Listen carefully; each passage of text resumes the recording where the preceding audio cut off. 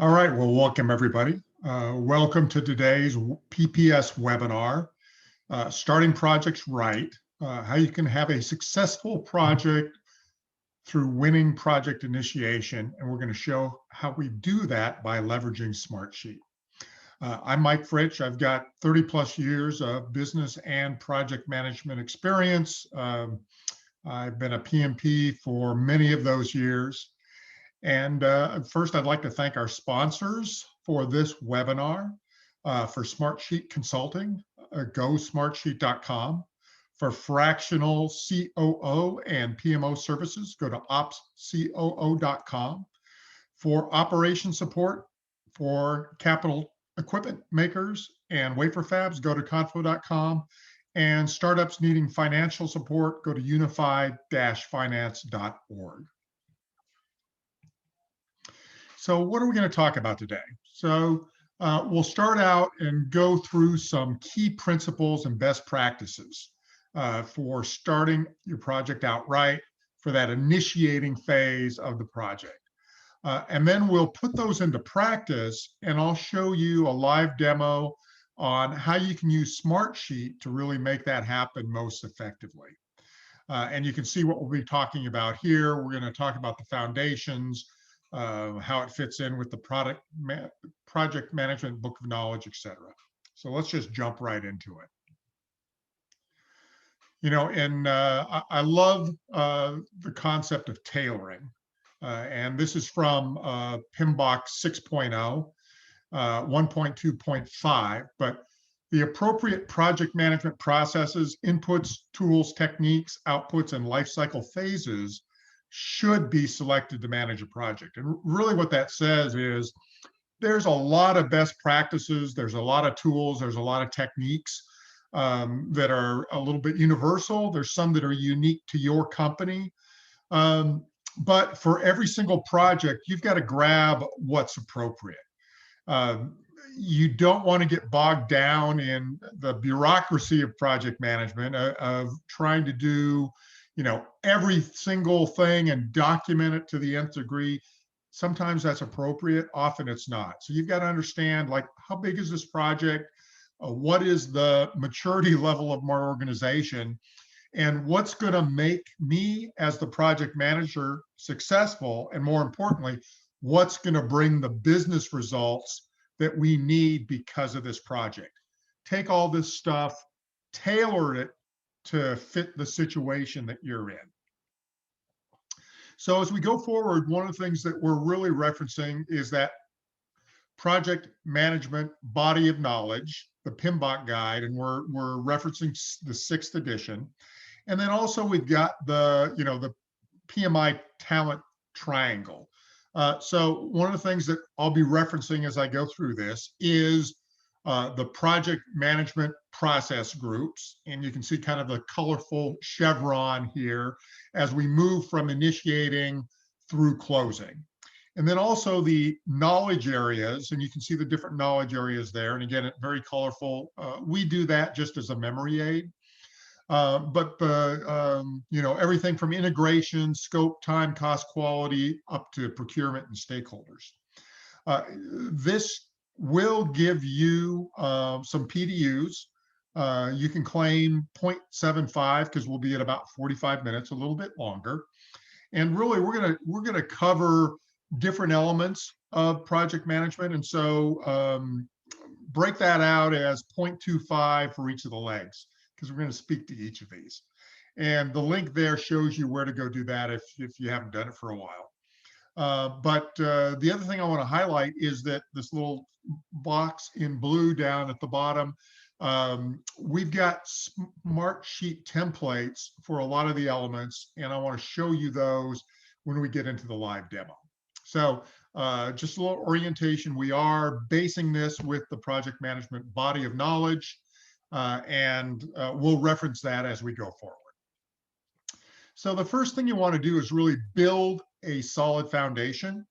So again, review that PMBOK. You know, that's the project management Bible, if you will. And then go in and review your organizational process asset. So that's just a fancy word for, you know, what do you have within your business unit, within your corporation, around what are the processes, what are the policies, what are the procedures. They talk about the knowledge base, so what's that depository of all the stuff? In a lot of cases, you don't have a formal knowledge base. You've got, something on a hard drive. That's okay. Grab the stuff that's appropriate, tailor it, as we said, to your needs. More often than not, especially in organizations that are a little less formal, really you're going to take a look at some meeting notes, some emails, and some Excel sheets to get some information for this project. And then you want to review what's called the enterprise environmental factors. So it's kind of like, what's the world that you're living in, both internal and external. In most cases, unless you're in a really highly regulated business or a policy dependent business, the internal ones are probably going to be a little more important. And the most important ones for your success and for the project success are, what's your organization's culture? What's the structure? What's the governance? And it may well be that there's a wider one for your corporation as a whole, but for your department or business unit, that's the one that probably might be most appropriate or more significant for you. And then the really important thing is, talk to your boss, get the real story. I had the experience of doing a very large field service implementation at a Fortune 500 company. And, there were actually some unspoken directions that we had to incorporate in the project to make it successful. And so sometimes that off the record discussion is really important to get project success and to meet what the stakeholders really want and what they really need. So take all these again and tailor these to your project. And then really important for the solid foundation, and this is where Smartsheet can be really, really beneficial, but you could use SharePoint, you can use other things. You put your initial project management information system in place, all right? So you want to have an organized structure, an organized place where all this work you're doing is being collected. And ideally, it's something that makes it very easy to collaborate.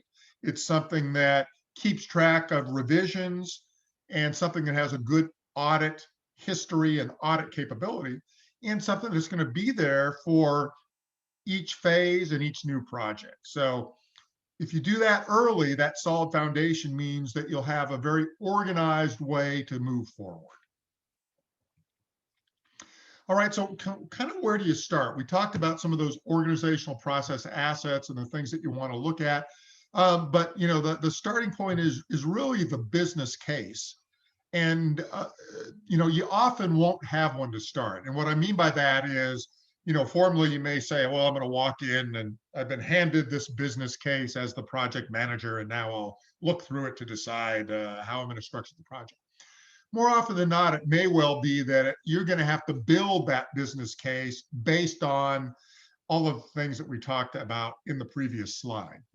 So, what's typically in there? You've got your components of, what are the objectives? What are the reasons? Why the heck are we doing this project? What are the business needs? So, what are we trying to accomplish? Are we trying to save money? Are we trying to penetrate a market? What's kind of that initial frame that we're going to work in to deliver the value that is desired by doing this project? Typically, you'll have a situation analysis, kind of talks about what's going on, options to pursue, and often, there's always the do nothing option, and then a couple of other ways to approach it. And then finally, a recommendation. So initially, to kick things off, the recommendation is, hey, let's go do this project. And so we start that particular phase of the project going. And often, you may have kind of a two-step project, an initial phase that is really, let's get the charter. And then the next phase that is, let's go further than that. And we do that very often as consultants. We'll be called in and say, hey, help us get our arms around this thing so we can plan what the project really will look like and whether we really want to take that journey. So don't be surprised if you're going to focus on this initial um, phase, and really that first project or phase is just going to be, let's identify the stakeholders and let's get the project charter in place. So from that, then we go into what are the first steps and what do we do to be in this kind of initiating process group. Um, and the first thing is really developing that project charter. And the second thing within initiating is identifying the stakeholders. And we'll talk about that in the next slide. And really these activities are going on in parallel. And so, your inputs, and this is PMBOK 6.0. And so from a project management professional and from your certification perspective, we're presenting the information in this way. You typically have for each of these processes, you've got the inputs, you take those inputs and then you use certain tools and techniques, and then you have the outputs of the process. And so kind of symbolically, we've got the little tool set in the middle there that talks about it. And again, at the bottom, the process groups and the knowledge areas, a little busy with the colors, but I like that because it makes it easy to remember. And so for develop the project charter, we're in this initiating process group and we're using the integration knowledge area. And again, when we get into the live demo, I'm going to show you the things highlighted in light blue. I'm going to show you some examples and some templates that you could use. So the business documents, we talked about the business case. We talked about environmental factors, organizational process, assets. We didn't talk about agreements. Agreements may be a letter of understanding, a memorandum of understanding, some emails, just some things of, hey, this is what we've agreed to do going forward. The important work that you're going to be doing is really gathering data. And again, you've reviewed some documentation, but you're going to be talking to folks. You're going to be doing interviews. You're going to have to use some things like interpersonal team skills. You'll probably be some conflicts that come up, people that disagree. You'll be a facilitator for those things. And really essential is the meeting management aspect of this, because more often than not, you're really going to be holding a lot of meetings initially to talk with stakeholders, to gather stuff where you're not doing analysis in and of yourself. And so one of the things I'll show you is some elements of some templates and some tools to make that process a little bit easier. And then the output from this process is going to be your project charter. I'll show you an example of that, and then an assumptions log. And so you've got to do that right. You've got that solid foundation, do that in the initiating phase. And the next part of that in parallel is to identify your stakeholders. And this is probably, I would call it in my experience, this is actually, if not the most important thing that you do, it's right up there. Because if you don't get the right stakeholders identified, you're not going to have support for the project. Both formally and informally. You may have lots of opposition, and you're gonna miss something, and you're gonna make somebody upset. So again, as we look at it from a PMBOK perspective, we're again in the initiating process group, but the knowledge area that we're using here, of course, is stakeholder management. And your inputs are going to be much the same. You'll notice that the project charter is listed here. At this phase, you're really doing these things in parallel. And in fact, the stakeholder list or stakeholder register is initially part of the project charter. As we come in, we've got much of the same tool and techniques. You're going to use your judgment. You're going to gather data again.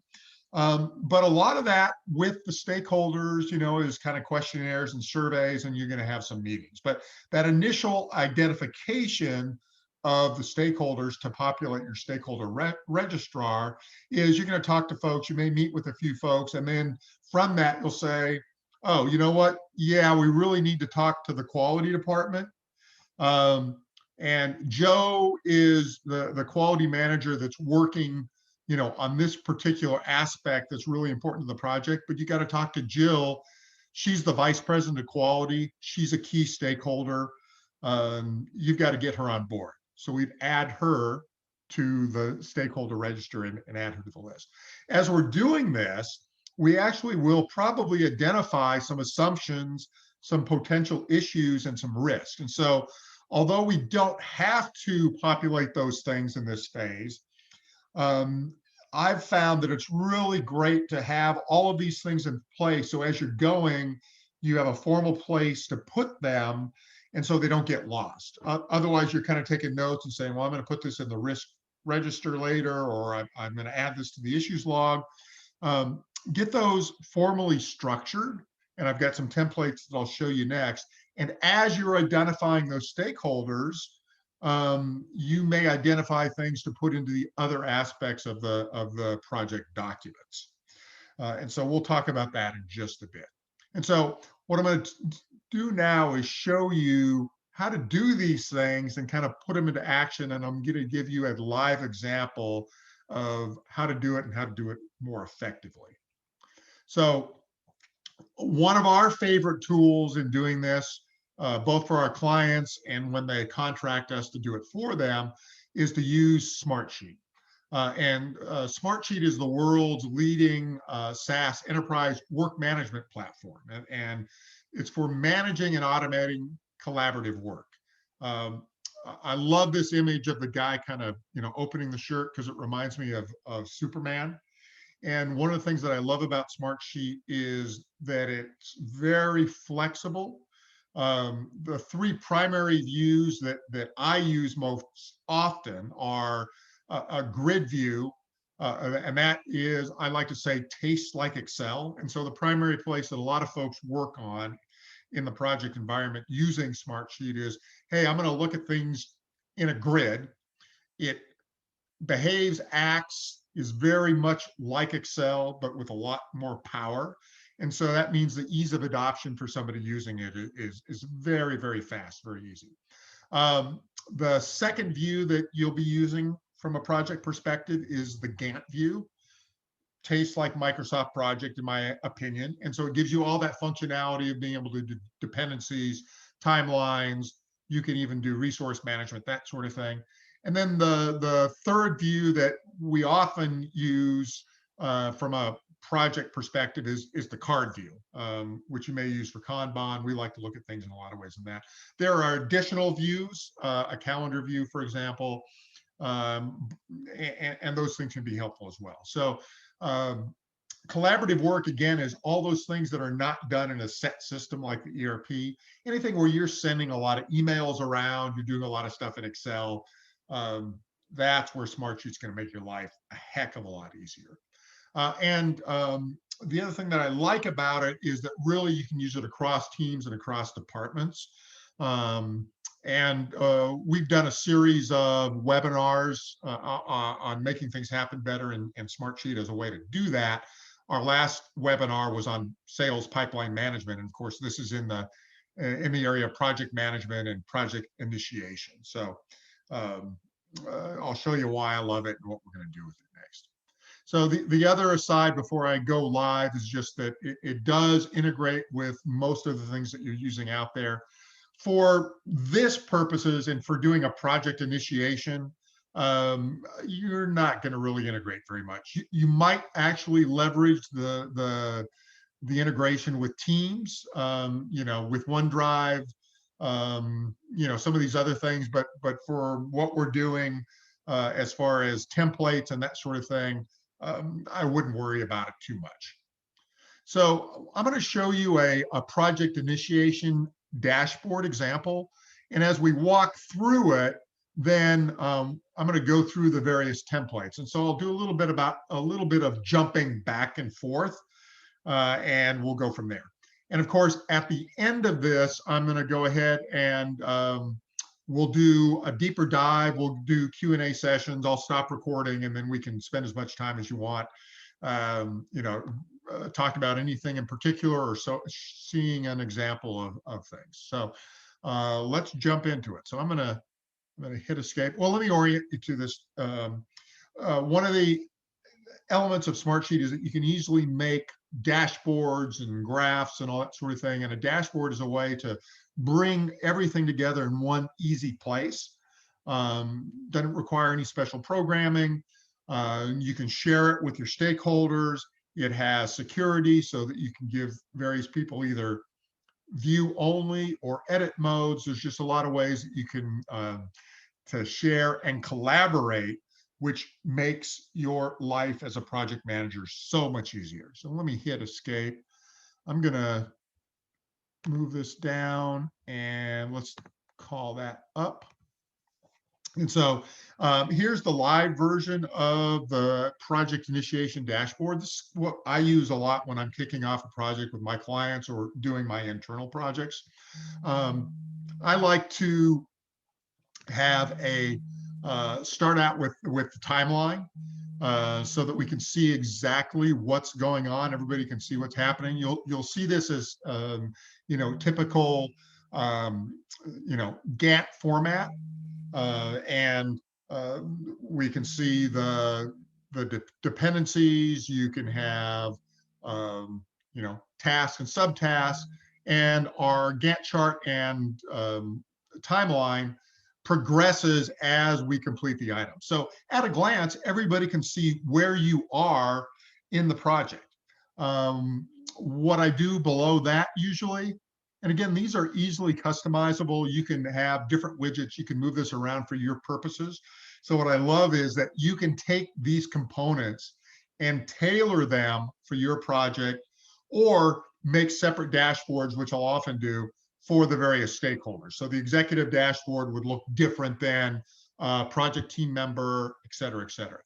As we look at for the project and what we're trying to accomplish in a particular phase, I like to have a report showing the deliverables and the status of the deliverables, so everybody can kind of see where we are and what's been done. And then very important is resources and links. And so this is the set of templates that I think you'll find most useful, and we'll take some time to walk through each of these examples and show you kind of templates and formats that I found helpful in running a project. And again, with the Smartsheet platform, you can easily kind of customize these for your own purposes. You don't need any programming. Go in there and work on it just like you would in Excel. Make this your own, tailor it to your project and your organization. So we'll come back to these project links. The other thing that I in the project initiation phase that I like to keep track of is all the things that we're doing with the stakeholders. And often I'll move this widget up to the top of the dashboard when we're first starting out, because our focus is really on the stakeholders. But what we found as a best practice is really have our stakeholder list. And you can see what I've got here is actually a Smartsheet report. And so it's a two-way report that I can interact with. And its base is the stakeholder list. And let me just click on that. And we'll go to that in a minute. So here's the format that I like to use. I like going with first name, last name of a particular stakeholder. We go over and capture their email. This is very important in Smartsheet. This is a contact list field. And so the reason that we like the email is not only from a communication perspective, but we can build automation and things that will automatically inform somebody based on their email address of what's going on. And then we'll talk about the title. Often we want to organize our stakeholders into functions or teams. Geographic location is important, especially if you have a global team and you're trying to coordinate meeting times. You don't want to have the person in China meeting at the same time as Europe. You want to work around their business hours. We have the project role, and often we'll have specific roles that are specific to a particular project, but often they look like this. And often we will take a multi-select in that sometimes we'll list multiple roles. So somebody can be a project team member, but also be a functional manager in the organization. And so we'd select both of those as an example. As we go through, one of the things that I like to do is, because interviews are a particular tool and technique, um, we like to have the status of that. And so you can see we've got a drop down where we say, hey, are we going to interview somebody? Best practice, we say, yeah, we want to interview them alone. We want to interview them as a group. We don't need to interview them. We've scheduled it and we completed it. So on my stakeholder register, on that stakeholder list, I can keep track of everything. And then I can use Smartsheet reports to show only the relevant columns that somebody wants to see. And so not everyone has to look at every one of these columns and look at all the information. They can look at a subset. We get the dates. One of the techniques we like to do is do groups. So it's always really hard to kind of get everybody together.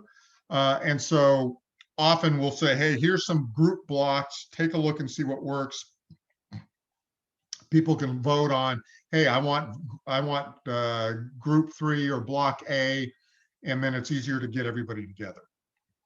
We'll often have comments, phone number, and then, for stakeholder analysis, we like to capture some things so that we can make those stakeholder visualizations. But, have we identified specific expectations, any hot buttons? What's the influence level of the person on this project? How important are they to convincing others? What's their engagement level? And so, are they blissfully ignorant? Are they full-blown supporters, or are they opponents? So you'll do a lot of diagrams and analysis.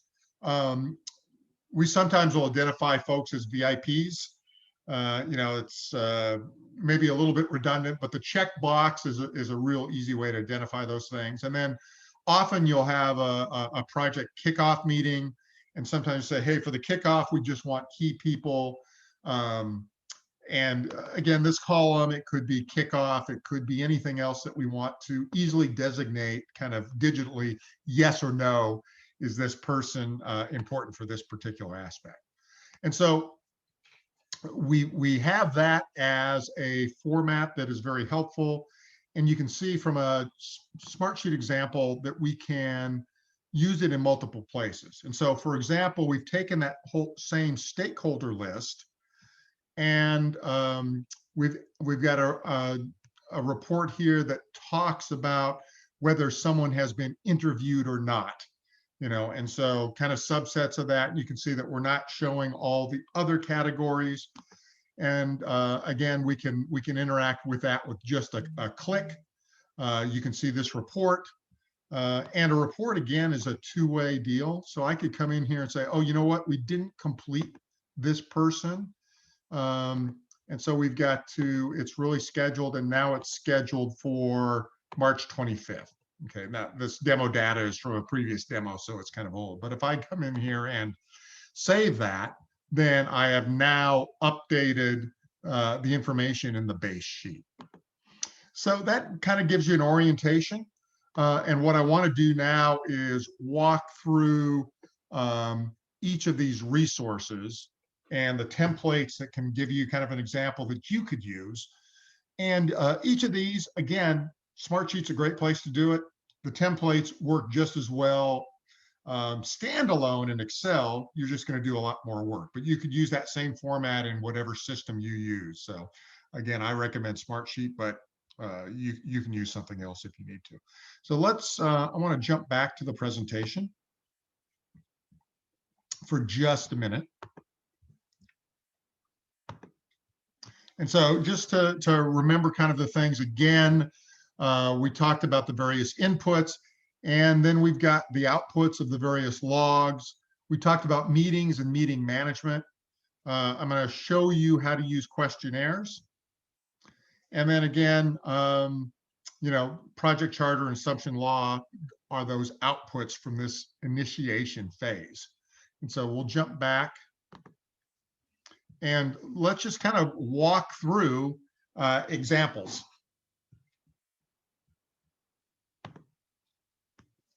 So here's a format that we like to use for the project charter. Now you may still have to take this and put it into a Word document and make it very pretty. But from a working perspective and a collaborative perspective, we found this to be very, very effective. And so your typical, and let me collapse all, your typical elements of the project charter are the project purpose, the project objectives, typically maybe 3 to 5. And you can see from a Smartsheet perspective, I can expand and collapse the high level requirements. And again, 3 to 5, a description of the project.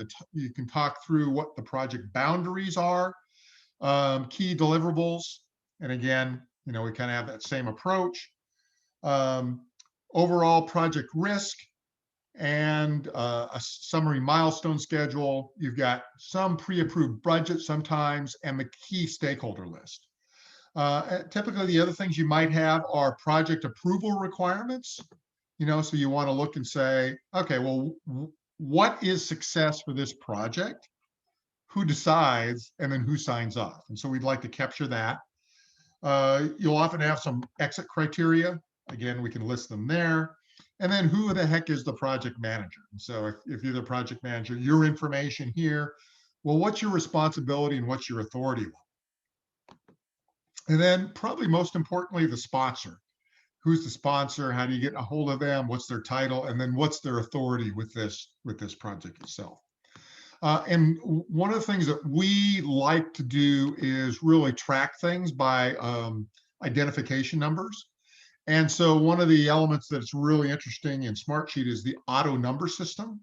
So I don't have to make up numbers. I can put a structure in place. And from that, every time I add a row, that row automatically has a number associated with it. The numbering system, if I delete a row,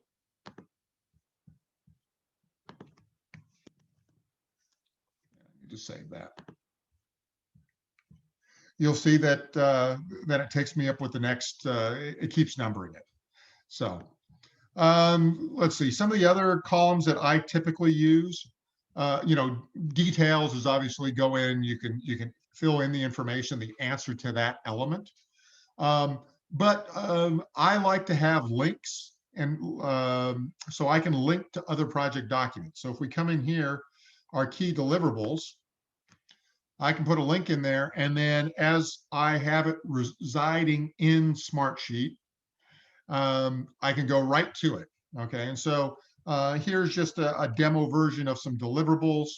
And again, the description, we've used the auto numbering to ID that row. Status, percentage complete, is there any help? Is it in scope? Lots of things like that. So the ability to use links really keeps everything easily accessible in any one location. Let's talk about the schedule. So again, for your project charter, you may not go in as much detail as this. It might just be the milestone themselves. But overall, it could be, hey, we're gonna start this thing on the 15th. We're gonna do work, and then we'll be complete by the end of June.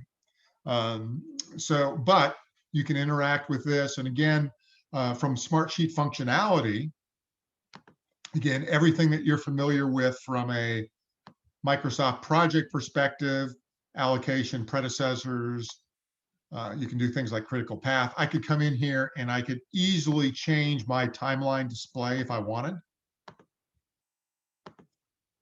It's going to be a little, not going to show much, but I could do it that way. And as long as I don't save it, it doesn't matter. I can go back. So that gives you a kind of a best practice. On the stakeholder list, we've already talked about that. So we're going to go back to the dashboard and look at some of the other formats. All right, so we reviewed the project charter. We've reviewed the stakeholder list. We've looked at the project deliverables.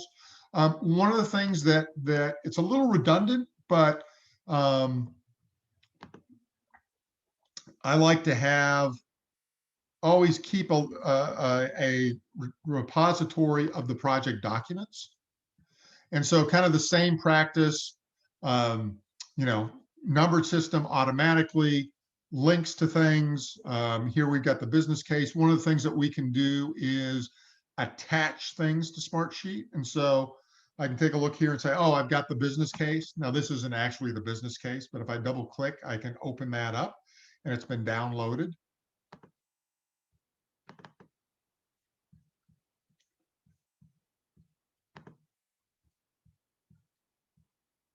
So setting the structure up as you're collecting project documents, you've got the place to put them. And it may be that you're going to keep them in a shared folder or something like that, but you can attach them to Smartsheet or do a link. And so it's all in one place. You don't have to, you know, keep emailing things back and forth, that sort of thing. Draft requirements, let's talk about that. So this is a format that we like to use. And again, you've got the ability to expand and collapse. You know, we have the requirement, our format is, you know, a little bit of description around that, why it's important. We'll categorize things. And of course, this will depend on your individual project and kind of what the project objectives are. And then a recommended priority. We like to use a must-have, nice-to-have, optional, and not applicable. And you can easily add, you know, new columns. Oops. I can insert a column to the right, and maybe I have a subcategory that I want to add.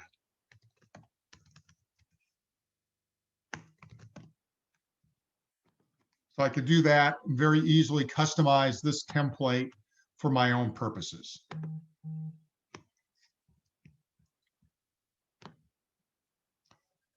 All right. You know, we talked about initially you're gonna have those organizational process assets, and so as you collect them and look at them, if you want to organize them, which is probably a great idea for successive projects, if you don't have a very formal OPA repository, you know, go in and collect those. And so again, similar format that we like to use. What's the document, a description of it. We typically do categories like this. Is it a policy, a procedure, a process flow? Is it a template?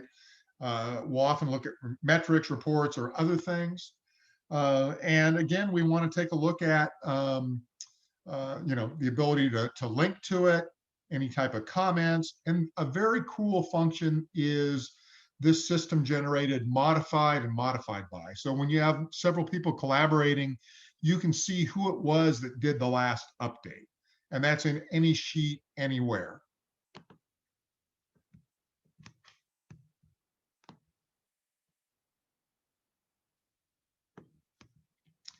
Let's see, an assumptions log. And you can kind of see the format that we've used there.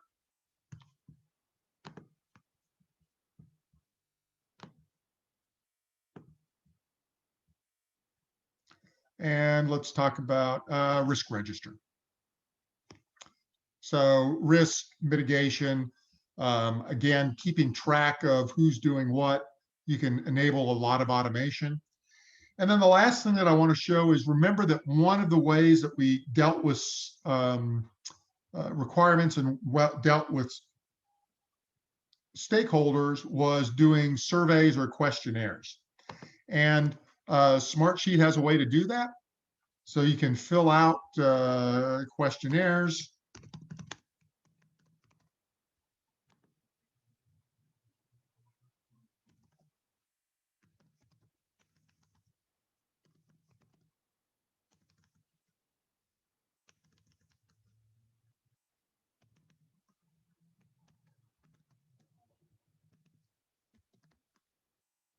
and I don't have questions in here, but, do you agree about this with the project? Does it apply to multiple regions? What do you say? Yada, yada.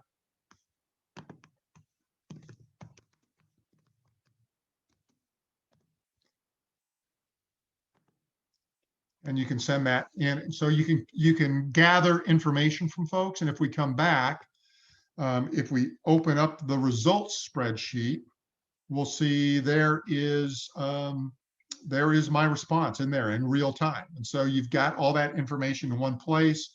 I can have an audit history, so I can look at my cell history and say, okay, well, this happened on 4/15. If I went in and said, oh, you know what, I just talked to him and it doesn't apply to Europe anymore.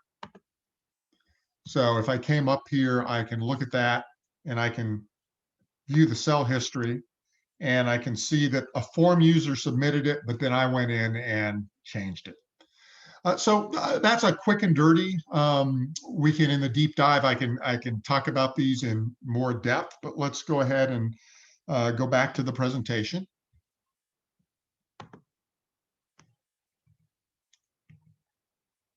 So we saw it in action, and so some resources before we go into the Q&A.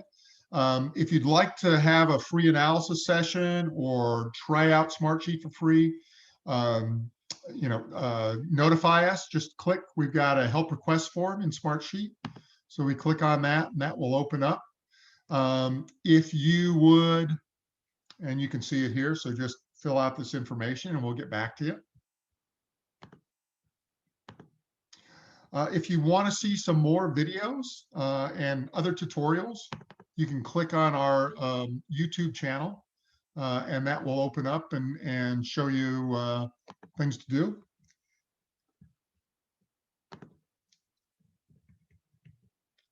And then if you want to contact me, you can connect or follow us on LinkedIn, and we'll go from there. So I'm going to go ahead and stop sharing, and I'm going to stop recording.